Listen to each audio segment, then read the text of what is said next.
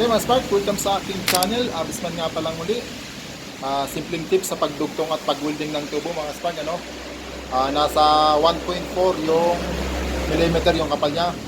Schedule 20. Ngayon kapag nagdugtong kayo ng ganito mga spark, mas maganda meron kayong angle bar para mas diretso siya.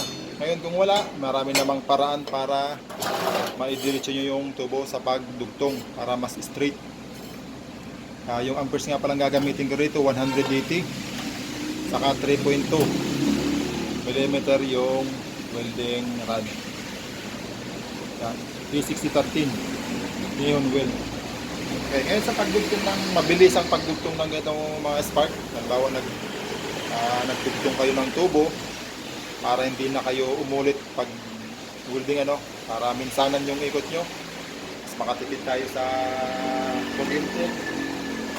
Kailangan yung spot nyo rito malalapit para hindi ka na mag second bid. Ngayon kapag nag-spot halimbawa kayo mga spark, ganito lang yung gagawin nyo. Bawa nag-spot kayo dyan, kunin nyo yung gitna noon, malalapit lang yung spot nya.